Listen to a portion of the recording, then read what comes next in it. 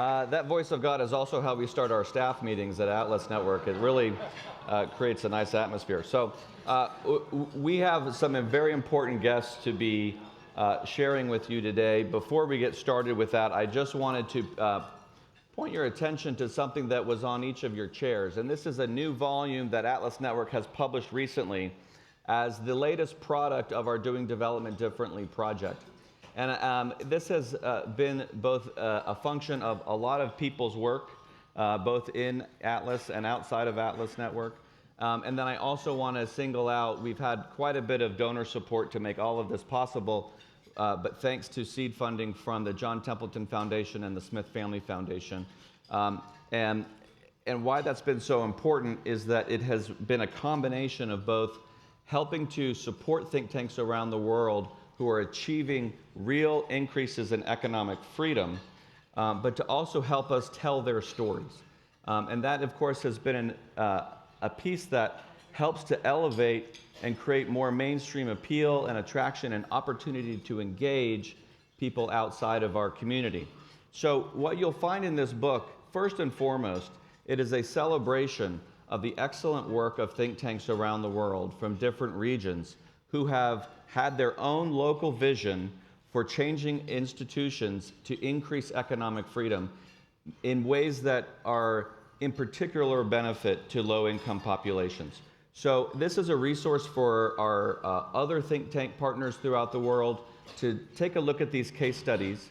Each of the case studies is followed by discussion questions that you and your teams might sit down and spend some time going through, discussing. We talk a lot about, it's not about best practice, it's about best fit.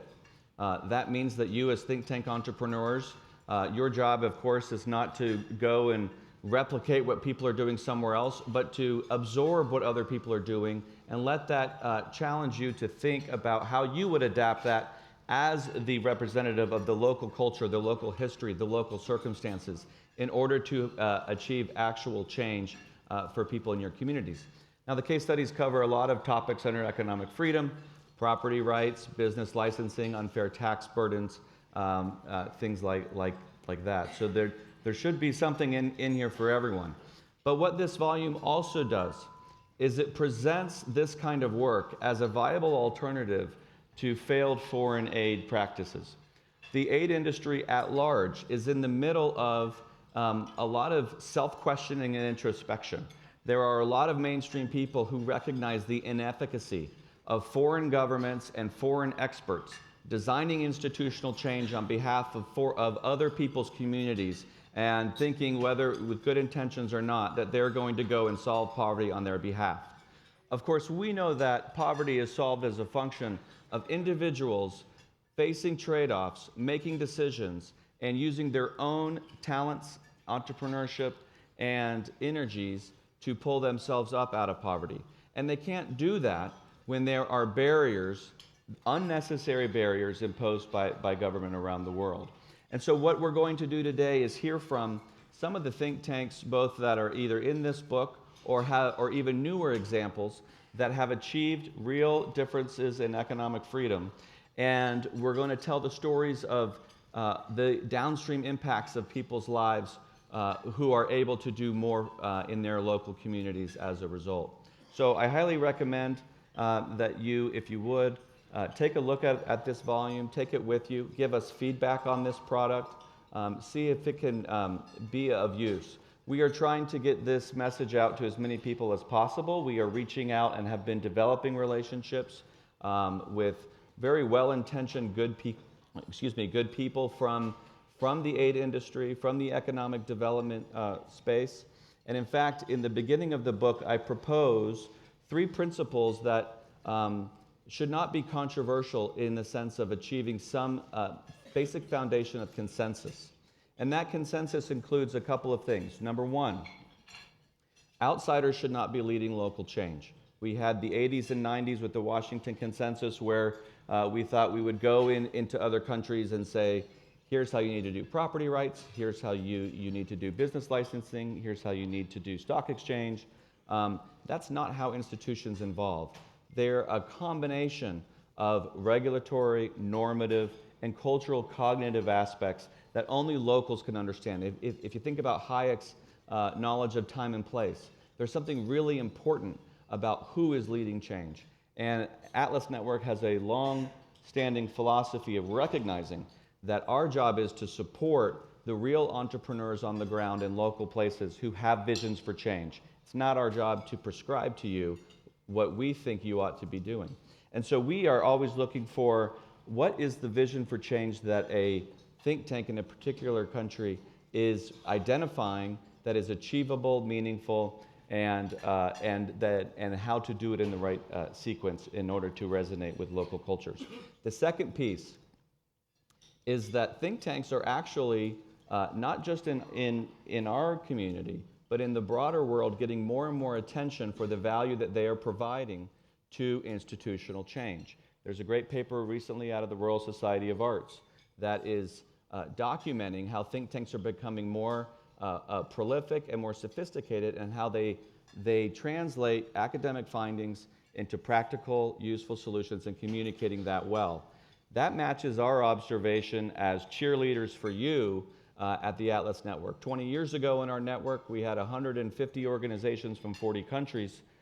Today, we are nearing 500 in 100 countries. So it is, yes.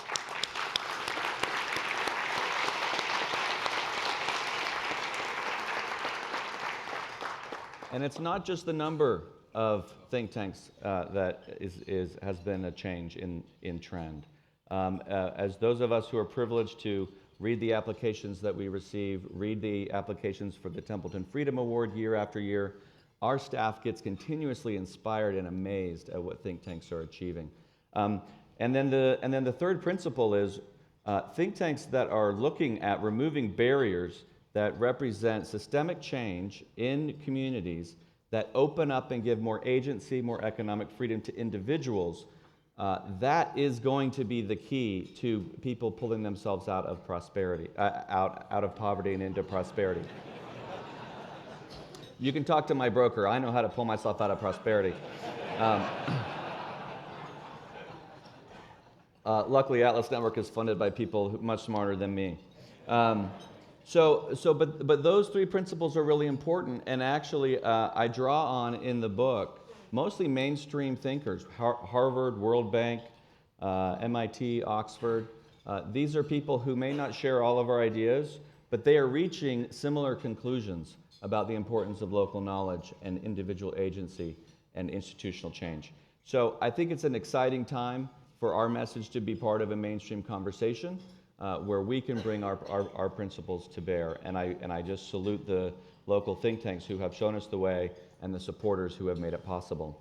So without further ado, what I would like to do now is invite to the stage our first, we're going to show 3 videos today. Each one was done in partnership with a very talented filmmaker, Charlie Fritchner, with Thatch Films, and he's going to join us for each film. And then we'll invite in turn each of the local think tank representative. And as a special treat on the 3rd video, we have the think tank representative as well as the entrepreneur who is the subject of the video. So with that, please welcome to the stage Charlie Fritchner with Thatch Films and Bhakti Patel from CCS in India.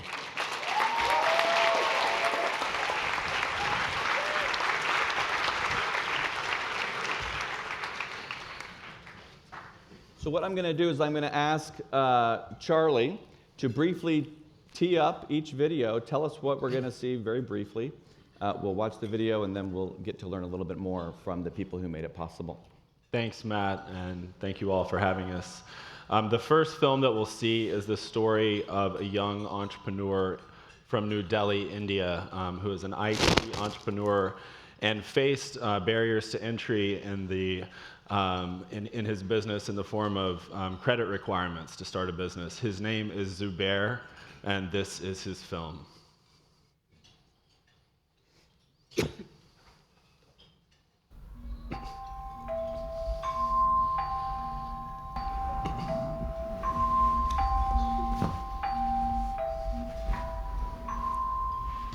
जब मैं सोचता हूँ कि पिछले 5 और 4 साल में जहाँ से मैंने स्टार्ट किया और जहाँ मैं अभी आज की डेट में हूँ, तो मुझे एक कंप्लीट फील आता है कि मैंने अपनी लाइफ में कुछ चेंज किया और लोगों की लाइफ में कुछ मैंने चेंज किया। तो वो एक फीलिंग जो है वही है एक मोटिवेशनल फैक्टर जो मुझे डेली सुबह उठ के काम करने और बाकी चीज़ों को करने के लिए मोटिवेट करता है।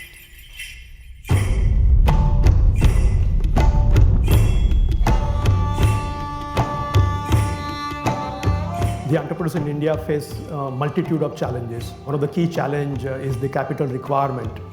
So until recently, the amount was about 1,100,000 rupees that you had to put up. Just to give you an idea what that amount means, the per capita income in the US is about $60,000. The capital requirement in India would imply that you would have to put up to $25,000 or $30,000 up front to register a business.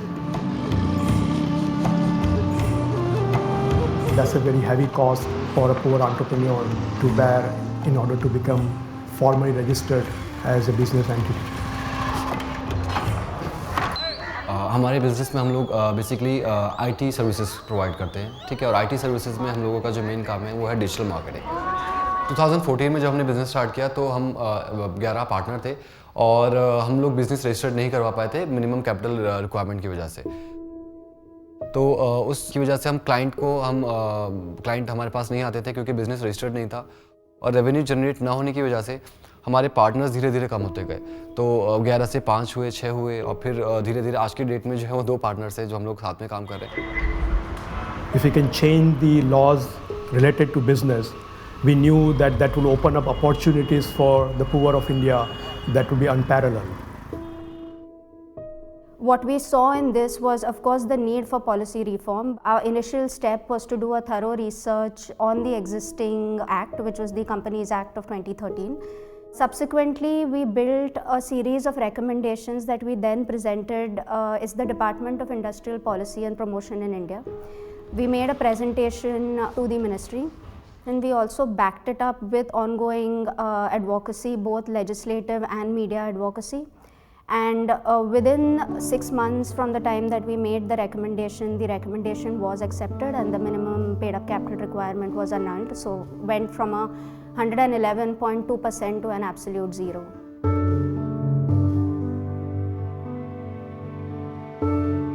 तो जब मुझे पता चला कि minimum capital requirement हट गया है, ऐसा कोई कैपिटल रिक्वायरमेंट की ज़रूरत नहीं है, तो मुझे ऐसा ही फील हुआ जैसे कि एक माँ को फील होता है जब उसका बच्चा जो है चलना स्टार्ट कर देता है कि अब जो प्रॉब्लम्स थी या जो इश्यूज़ थे वो ख़त्म हो गए हैं या फिर मैंने पहला स्टेप जो है अपनी आइडिया के लिए स्टार्ट कर दिया। मैं बिज़नेस जो स्टार्ट किया मैंने वो इसलिए किया हम लोगों ने कि हम कुछ अपनी कम्युनिटी के लिए कुछ करना चाहते थे। रीज़न ये है कि इंडिया में सबके पास रिसोर्सेज नहीं होते अपने ड्रीम्स को अचीव करने के लिए, ठीक है। मेरी कम्युनिटी ने, मेरे गवर्नमेंट ने, मेरे रिसोर्सेज ने मुझे इस लायक बनाया कि मैं कुछ चीज़ें समझ सकूं, कुछ पैसे कमा सकूं। मुझे मेरे टीचर्स ने समझाया, मेरे टीचर्स ने सिखाया, तो वो चीज़ें रिटर्न करना ज़रूरी है। I think Zubair, from being unable to start his own business to having a company in a prime location in Delhi as of today, a team of more than 9 members, going on to make profits and then to realize your social responsibility with those profits and to use those profits to then go on and try and empower others like him. I just feel that cascading and multiplier effect that small annulment has been tremendous.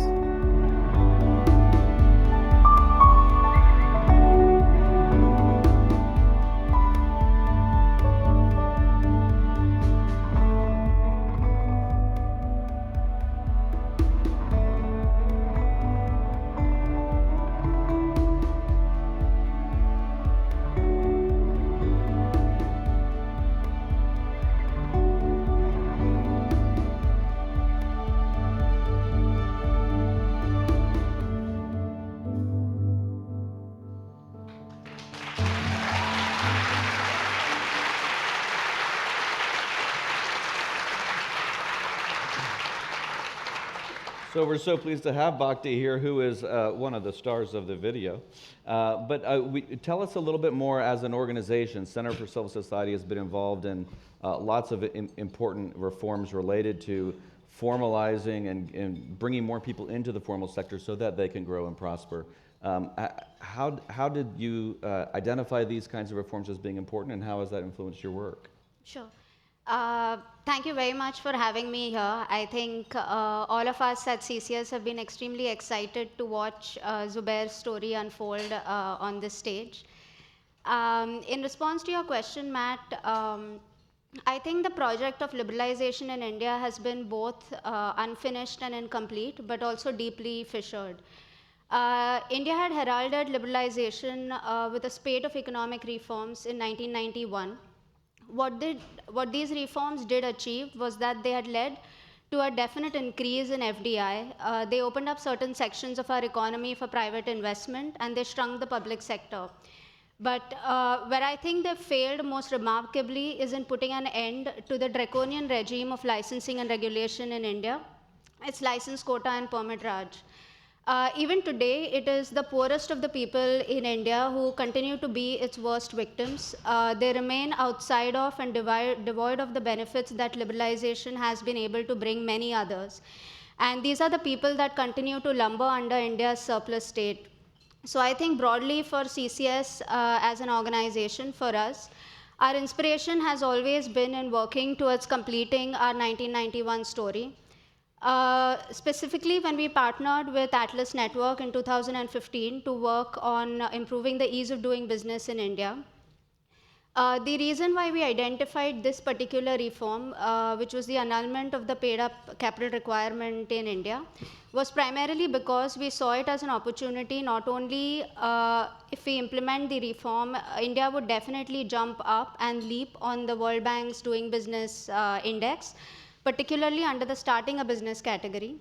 But more importantly, we saw it as a reform that had a radical potential to really transform the lives and life chances of the poorest and the most marginal entrepreneurs in India. And when I say this, I speak of the 435 million people who constitute India's shadow economy.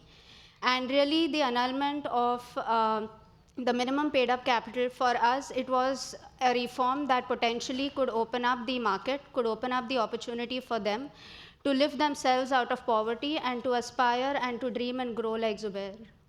Absolutely. And in fact, I remember hearing from one of your team that you met with someone who said, look, not only do I not have the money to come up with this arbitrary amount that I have to prove in order to start a business, I know that the reality is not only do I have to prove I have that, I have to bribe the person in charge to approve that I have that. So a lot of these business licensing requirements are also just opportunities to create more bribery in the system. So it's very prohibitive in a disproportionate way to low-income people. Let me ask you, as Charlie, as you approached this and got to know the Center for Civil Society team, what can the rest of us learn about telling the stories of some of these think tank successes?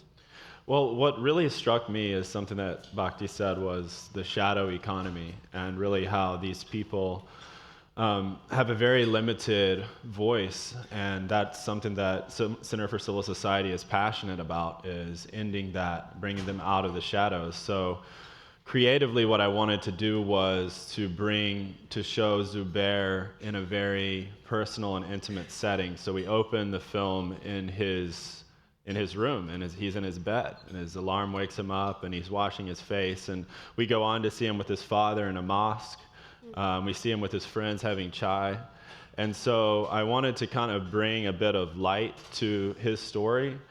So I think, what we can all think about is thinking in symbolic ways about what that means. What does living a life in the shadows mean? And then as I went through creating the film, it was sort of bringing Zubair out of the shadows. He has such a pure heart, and he really cares for his family, the reputation of his father, his community. So I wanted to really show that. And there's a short scene he's working with young students. He actually runs a nonprofit that teaches young kids in India to code. And so he's very much a person that walks the walk. And so that was kind of my artistic philosophy approaching Zubair's story, was really taking what CCS, what I learned from CCS in conversation with Bhakti, about the shadow economy and then translating that on screen. And so, as you as an organization are finding these stories and trying to create a feedback loop, not just of, as a think tank, the traditional ideas that you're taking academic work, you're developing academic work, you're showing findings, you're communicating them. What has it meant to be developing stronger relationships with people who are actually affected by the policies that you're advocating? I think, Matt, this whole experience of working with Zubair, meeting him, listening to him, and learning from him has really brought to the forefront for us the human import of liberty. It really has reaffirmed for us our faith in our mission, in the tremendous potential of public policy to transform human lives, and the idea that ultimately our fight for the freedom for people in India, it's their fight. It's for and of the people of India. Yeah, absolutely. I mean, and there's psychological research that shows that for some reason, when we learn about a need that affects some large number of people as an abstraction, it doesn't give quite the same connection and impulse to support as learning the story of one person. And so I think this has just been a great example, and I really take my hat off to Center for Civil Society. What's next for you guys as you're expanding this great work that you're doing? So I think at CCS, we remain committed to advancing our work to further the ease of doing business in India, particularly at its margins. In other words, to ensure also that our markets work for our poor. We are focusing on two broad areas. One is on building an apparatus to measure and to really ensure the quality of regulation in India, and then working to urge the Indian government to institutionalize that mechanism. With support from Atlas Network, we've also recently started working on very targeted policy reforms to liberalize the agricultural sector in India. And that, I think, is going to be a mammoth task, because in India, even today, there are more than 500 million people who depend directly on agriculture for a living. Having said that, agriculture also continues to be one of the most heavily regulated sectors in India. It's not surprising then that the sector has been undergoing an acute crisis for the last 2 decades, and in the last 20 years, more than 300,000 farmers have put an end to their own lives out of distress, and this has largely been policy-induced distress. So I think for us at CCS, the next up is to take our fight to unshackle Indian agriculture from its own statist history and to reinstate freedom for the Indian farmer. Wow. Well, thank you so much for showing what a think tank can do, and thank you for helping to tell their story. We'll now thank Bhakti for her work. Thank you so much.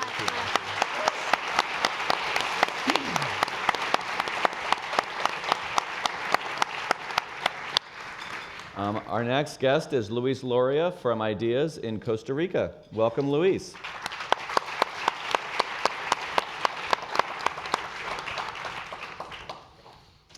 And once again, we'll ask Charlie, the filmmaker, to tell us a little bit about what we're about to see. Sure. So you guys may or may not have noticed next to your coffee cups on your table, there's a little sweet treat. That is a nougat from Terrones Doré, which is a nougat producing business in, help me with the region, Heredia, Costa province Rica. in Costa Rica. So we did a story on Luis Diego, who is the owner of that business. And Luis Diego couldn't be here with us today, sadly. Luis is going to share a bit from him later, but he did send several thousand nougats, I believe. So you guys enjoy the film.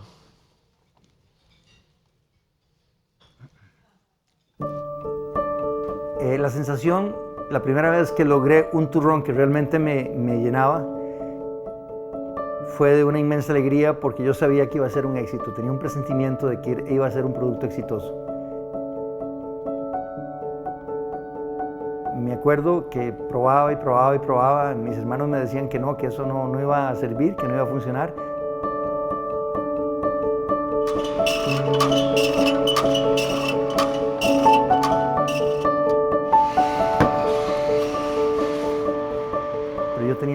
certeza de que sí.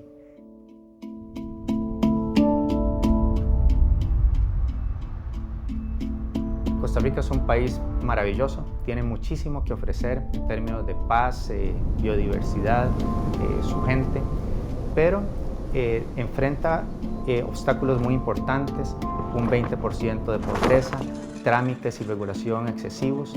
Nosotros tenemos que enfocarnos en eliminar todos estos obstáculos que dificultan o imposibilitan el emprendimiento, el iniciar negocios, para que los mismos costarricenses lideren esos pasos hacia una mayor prosperidad. Nuestro trabajo es eliminar estas barreras que dificultan que las personas puedan desarrollar su iniciativa y mejorar su prosperidad y la de otros. Un proyecto que comenzó en la cocina de mi casa y hoy en día tiene 18 empleados y unas instalaciones propias en San Isidro de Heredia. Tengo trabajadores que están conmigo desde hace 31 años, desde el primer día que fundé la empresa. El secreto nuestro está en que somos justos, somos solidarios, somos leales con nuestro empleado, así como él es leal con nuestra empresa. Edwin, que es mi colaborador más antiguo, tiene 31 años. Edwin, saludos. Empezó cuando tenía 19 años conmigo, es miembro de la familia Doré, buen amigo. Yo sueño con poder continuar esta empresa y que las regulaciones no me sofoquen, no me impidan seguir adelante. Luis Diego es un caso impresionante de trabajo, de esfuerzo, de ese espíritu empresarial, de nacer de la nada, de crear, de innovar. Luis Diego debe servir como ejemplos para muchas personas que dicen es difícil hacerlo.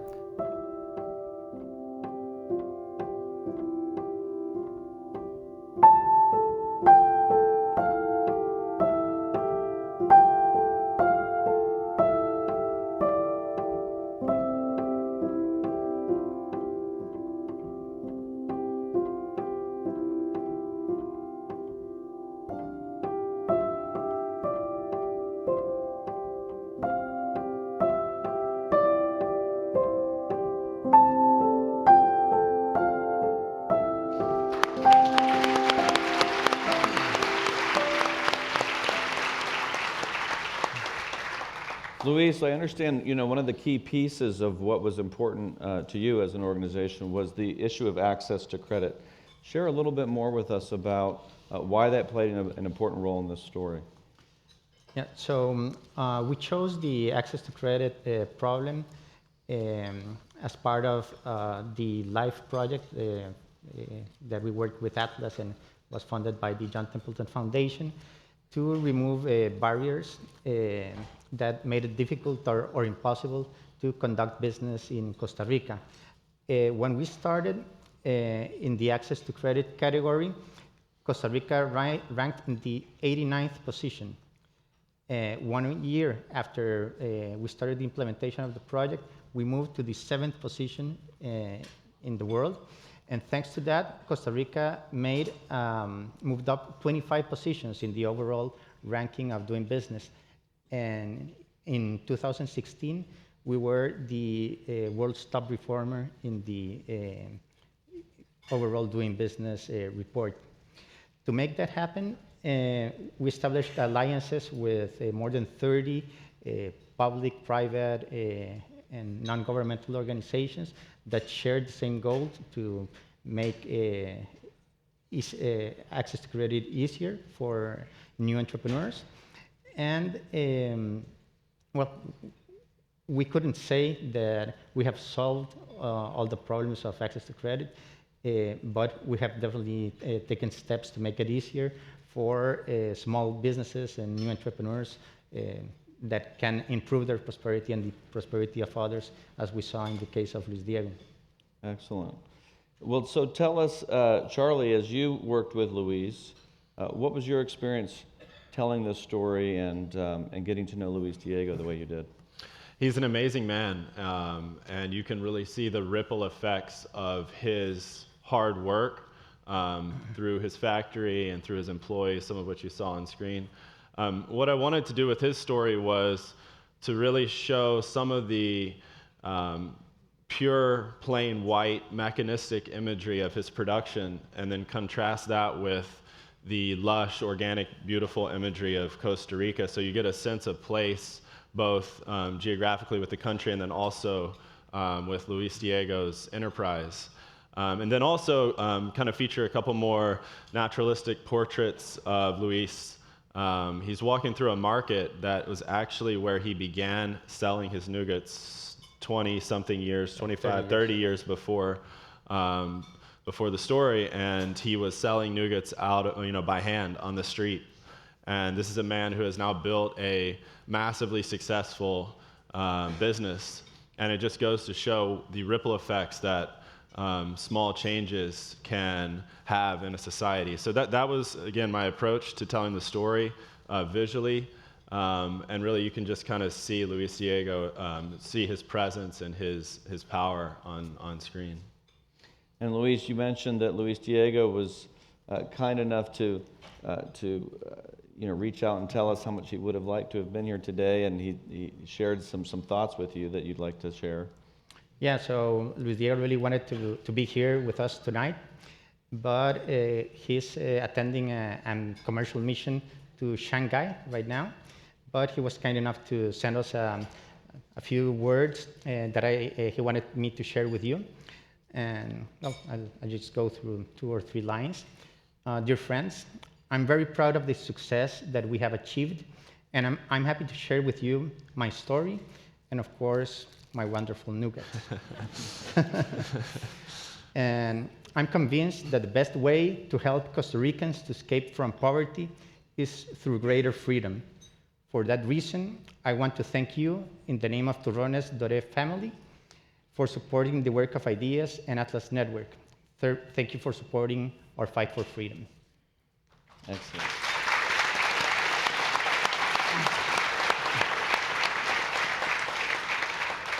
Now, before I let you go, what's next for Ideas? What are the next mountains to climb? You mentioned that you're not satisfied with what's been done. There's more to do. No, there's much more to do. Costa Rica, as most of you know, is a natural paradise, but we're still a regulatory hell. According to the last Economic Freedom of the World report from the Fraser Institute, in the regulation category, we're ranked in the 123rd position out of 162 countries. Looking at the individual categories, in the credit regulation, we're ranked in the 130th position, in the labor regulation, the 96th position, and in the business regulation, in the 85th. And all of this translates into high unemployment. We have a 12% unemployment and 32.5% unemployment for the youth. The share of the labor force that are employed but in the informal sector is 46%, and we still have a poverty rate above 20%. So we would like to focus our efforts in the future on promoting labor regulation reforms and also fighting privileges in the form of luxury pensions and luxury salaries in the public sector. And that's a thing that we have already started doing thanks to the support of Atlas. Well, we have no doubt there are many mountains that you will overcome. You've done a great job, and you've been an inspiration to us. So thank you very much, Luis Loria. Thank you, Luis. Thank you.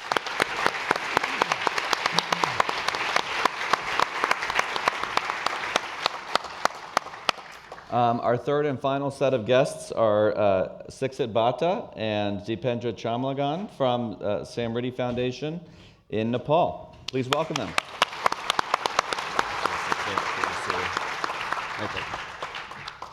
So Charlie, tell us what we're going to see. Sure.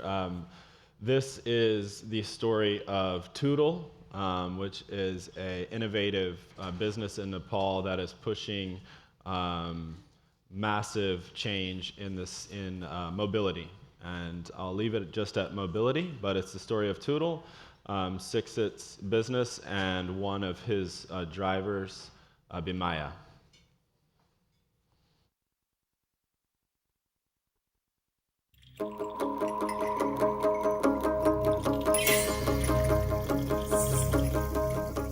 think entrepreneurship is more like a creative art. So every feature that you develop, every product that you develop, you not only develop these products and features to make lives easy for people, you also develop these products to inspire a generation.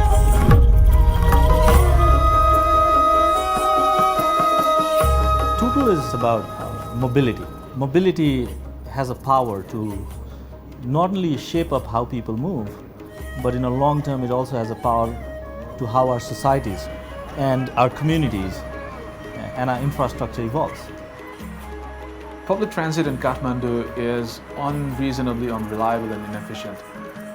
Toodle is this new, really innovative and amazing ride-sharing platform that allows people without any means of transportation to just hop in on somebody else's motorcycle and go around the city. One of the very frustrating things that companies like Toodle have to deal with is that our laws have not been able to keep pace with the new innovations that are happening around the globe.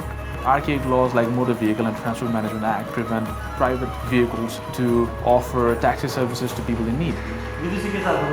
It forces companies like Toodle to operate in the shadow economy or largely operate in ambiguity.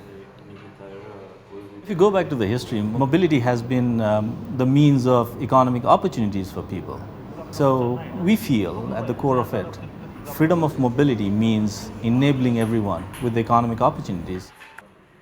The kind of people that are benefiting from the employment opportunity at Toodle are very interesting. Housewives that had nothing to do are coming out in the market and now earning money. In a society where we still have certain gender stereotypes, I think this is a rebellious move where you can see a woman giving right to other people, where even simpler employment opportunities are not given to them.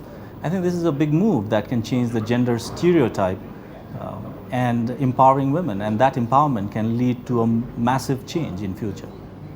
And they become a role model to do that. म चाहिँ बिहान 5:30 बजे उठ्छु 5:30 बजे उठेपछि चाहिँ बिहान मुखसुख धोएर यसो breakfast तयार गर्छु केटाकेटीहरू उठाएर अनि पढ्न ब्रेकफास्ट खाएपछि केटाकेटीलाई पढाउन यसो हेल्प गर्छु अनि घरको कामहरू सिधाएर खानासाना खाएर चाहिँ म छोरालाई स्कुल ड्रप गरेर चाहिँ बिहान 9 बजेदेखि टुटल स्टार्ट गर्छु पहिला चाहिँ म अब हस्बेन्डले दिँदा मात्रै अब खर्च गर्थेँ अब अहिले चाहिँ आफै कमाउन सुरु भएदेखि चाहिँ आफूलाई अब खुसी लाग्छ आफू कमाएर म पनि अब टुटल गरेर आइसकेपछि चाहिँ अब म पनि कमाएर आएको छु जस्तो फिल हुन्छ आफूले कमाउन सक्दाखेरि खुसी लाग्छ The existing development models are based on what has been successful in the West. But if you look at our societies and say for example Asia, there are 4 billion people that live in Asia right now. And 3 out of the 4 billion people live in the countries around Nepal, India, China, Bangladesh, Pakistan. What does it mean? It means that the challenges that you have for these 4 billion people are very similar. The core philosophy is also not leaving anyone behind in innovation, because they need to be the participants of innovation as well. At a time where the concept of shared economy is growing, where service seekers and service providers are able to connect by use of some technology, we need to actually capitalize on the existing opportunities that are being created by technology rather than creating hindrances that restrict people from improving their own lives and lives of those that surround them. Until we make it easy for people to do business, we will not be able to solve the biggest crisis of Nepal, that is poverty. One entrepreneur doesn't solve all the problems, but if we allow or if we enable an environment to create million entrepreneurs, billions of our problems will be solved. That's the beauty of the market.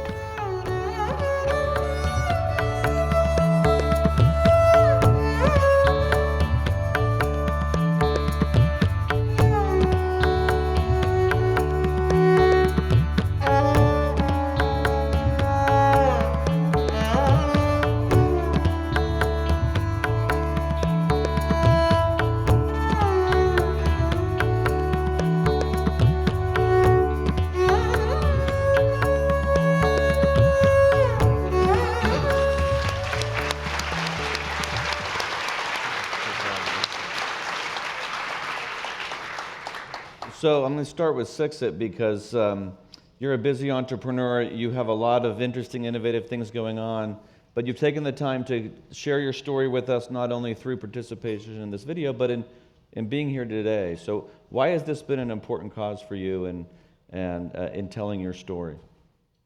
See, I mean, if you look at any brand, right, I'm sure many of the products like ours are functionally very similar in terms of uses of the app. You go from point A to point B. But every brand is created on a very unique story. And our story is very much similar to the stories that we're trying to build up here around freedom. And I'll tell you why. See, if you're booking a ride on an Uber in downtown Manhattan, you have so many options to move from point A to point B. And Uber becomes a convenience of transport, right? But in the cities like ours, and many of the cities around the world, where we do not have a public transportation infrastructure, people are restricted in their freedom of mobility. And when I say that, women are challenged to move around. People who live with disabilities are also challenged. And they fall in that spectrum where they do not have access to mobility, which means they're not free to move, right? So while we're talking about many of the platforms like ours, which solve the problem of convenience of transport, our brand is woven around the story of enabling everyone with the freedom of mobility, right? And that's one part of the story.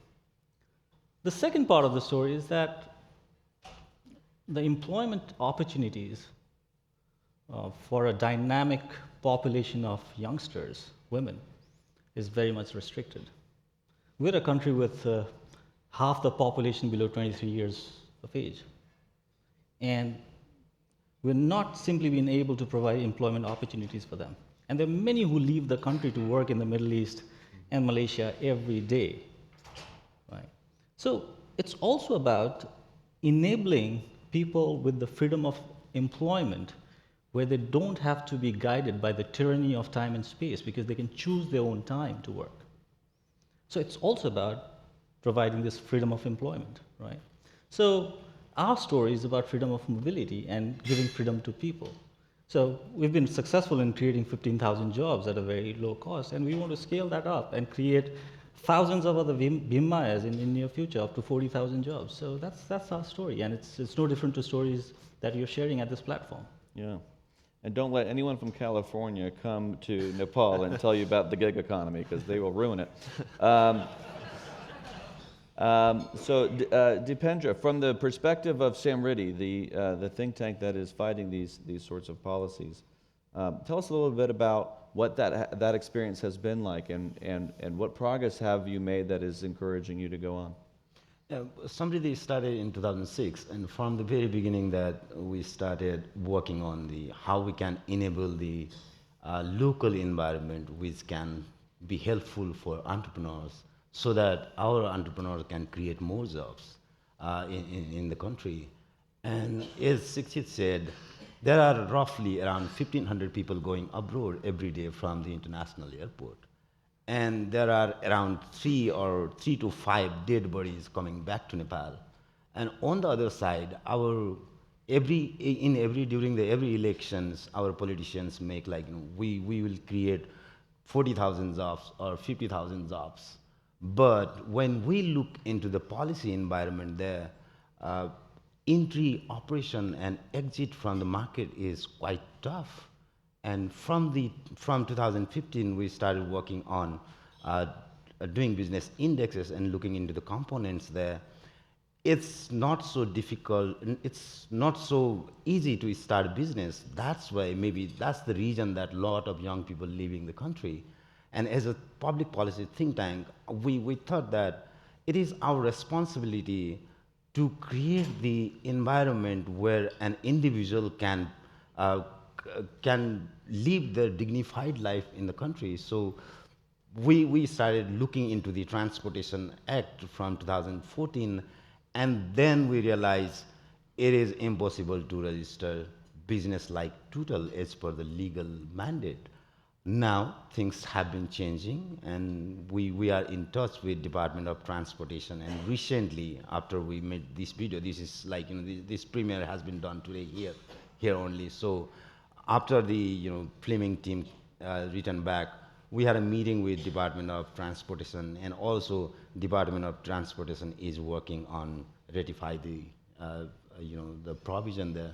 So as a foundation, we believe that innovation and entrepreneurship can prosper when we create enabling environment. That means helping them or making easier for entrepreneurs to entry, operate, and exit from the market. That's the thing that we have been doing there. Yeah, I think one thing that all of these examples make clear reminds me of the late William Baumol wrote a paper about where he said, entrepreneurs are always with us. In any society, there's entrepreneurism. It's just whether the rules of the game allow that energy to go towards things that are productive, unproductive, or destructive. Yeah. And so as you approach this video where you have examples of these very enterprising, innovative entrepreneurs who are struggling against these rules of the game that are at odds, how did you approach that story to make that come alive?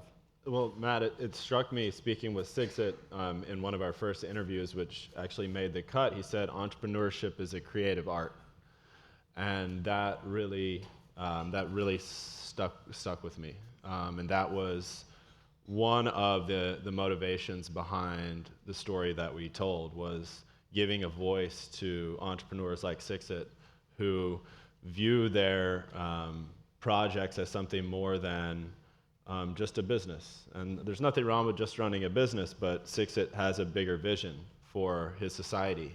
And he's an artist, but he paints with a different brush. So I wanted to kind of bring that story to life, but I also wanted to tell the story of Sixit's work through Bimaya. And so initially when we traveled to Nepal, Dipendra was like, we've got a great entrepreneur, Sixit, and you have to meet him. And we had coffee with Sixit, and he was inspiring. But I said, we got to meet some drivers. And so we met with a few drivers, and Bimaya, just her smile and her peacefulness kind of struck me as the perfect person to tell the story of how Sixit's innovations impact the daily lives of actual Nepalis. So that was, it was kind of a two-headed story in that sense. There were two main characters, and so balancing those two. But Sixit kind of tells the story of Samriddhi, and Bimaya kind of tells the story of Sixit in a way. Yeah, yeah. Well, and Sixit, I was also struck where you talked about the assumption that's often made that what's worked in the West should work there. As you are obviously a passionate and articulate advocate for the importance of innovation and institutional change in Nepal, give us a little bit of a flavor of what those conversations are like as you connect with other Nepalis about this message. See, I mean, our models of development are borrowed from the West. But there's a difference between progress and development. Right? We human beings have size instinct. So, when you see downtown Manhattan, you see big buildings, wider roads, bigger cars. That is development. But only when women are allowed to drive, that is progress. Right? You have many satellite channels airing news and everything. Many of the countries would have that. That is development. But when you have freedom of expression, that is progress. So,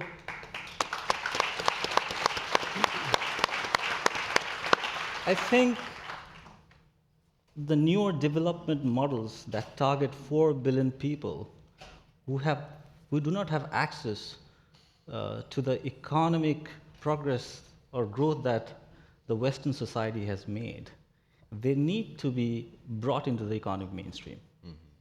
But they cannot consume the same way as the top 1 billion people consumed, right? So it's very important that we develop the narrative of progress. And at the core of the narrative of progress is inclusion, is being climate sensitive, and at the very core of it is freedom of expression and human freedom. And that is what art is, and that is what probably is also entrepreneurship. Yep. And that, I think that's very important.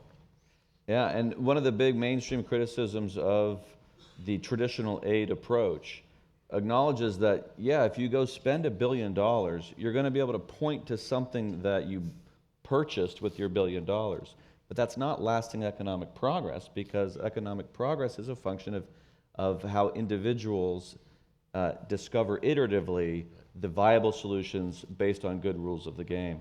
Let's end with a comment from you, Dipendra. What's next for Samriddhi? What are you excited about? Long way to go. I mean, when you are in a country where you have to fight with leftist government and leftist donor agency, that makes quite challenging. And we, as a small public policy think tank, we are looking into how we can bring marginal changes so that changes can affect bigger society or bigger community. So people like Sikshit can foster in Nepal and can live there. We, as some public policy foundation, of course we need to follow up all of these issues. Like we need to lock in there. And next step that as a foundation we are taking into is we are in a mission of creating other Samriddhi Foundation around Nepal. Currently we are incubating around 7 different think tanks and helping them to grow and come up with local solutions at the federal level. Recently we enter into the federal context. So there is a huge demand of alternative policy at the local level where people can see local solutions to existing problem, which will enable them to come up with new ideas. So that's the mission of Samriddhi Foundation for another 2-3 years. Of course, we'll be working at the federal level and helping other entrepreneur and also working with the policies like foreign direct investment, entry, operate and exit. Those kind of policies are our regular kind of work. Well, we'll be cheering you on. We're excited about that. Thank you to all of you for all of that you've done here.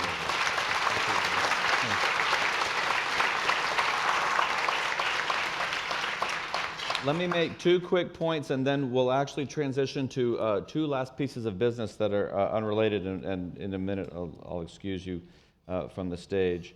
I just want you all to know that what we've showed with you today is just a sample. If you go to atlasnetwork.org and our Poverty and Freedom site, there are many, many more videos that tell these stories. And there are so many people who have been involved. I want to point out AJ Sciarra, Conrado Echebarne, Melissa Mann, people who have really gotten on the ground. I also want to point out Daniel Anthony, who was part of the early vision for how this project was going to work. So please stay tuned, get involved. We're writing more case studies. We've recently launched another 19 supported projects that are aimed at these sort of tangible economic freedom institutional changes. And so there's a lot to do ahead of us. And if you're interested in helping us scale that up even further, there's plenty of space to do that, and we welcome your partnership. So thank you again very much.